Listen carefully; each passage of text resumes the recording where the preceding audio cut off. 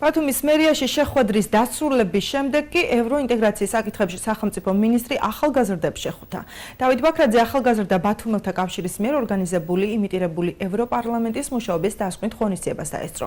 3 დღის განმავლობაში ქვეყნის მასშტაბით 250 ახალგაზრდა დელეგატი სხვადასხვა ქვეყნის მიხედვით 8 კომიტეტად იყო დაყოფილი. ისინი ქალთა უფლებებზე, აგრარულ თუ სხვა მიმართულების კომიტეტებში შესაბამისი რეზოლუციების მიღებაზე მუშაობდნენ.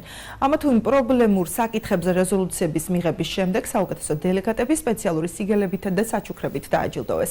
ახალგაზრდა ბათუმელთა კავშირმა იმიტირებული ევროპარლამენტი პროექტის ევროკავშირის მოდელირება ბათუმი 2015-ის ფარგლებში აჭარის სპორტისა და ახალგაზრდობის საქმეთა დეპარტამენტის მხარდაჭერით გამართა.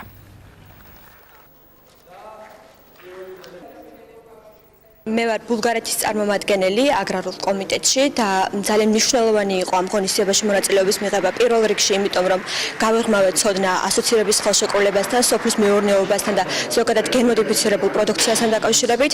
აგრეთვე ეს იყო ძალიან კარგი გამოცდილება იმ მხრივაც, რომ დავაფიქსიროთ და გავაცნობიეროთ ჩვენი როლი ევროკავშირის სტრუქტურებში გაწევრიანების შემთხვევაში და ვიყოთ კიდევ უფრო კომპეტენტურები ევროკავშირის სტრუქტურებთან დაკავშირებით. დიდი მადლობა ყველა ამ საკითხში ჩართულ ორგანიზაციას, იქნება ეს ახალგაზრდული დეპარტამენტის საინფორმაციო ცენტრი თუ სხვა ორგანიზაციები.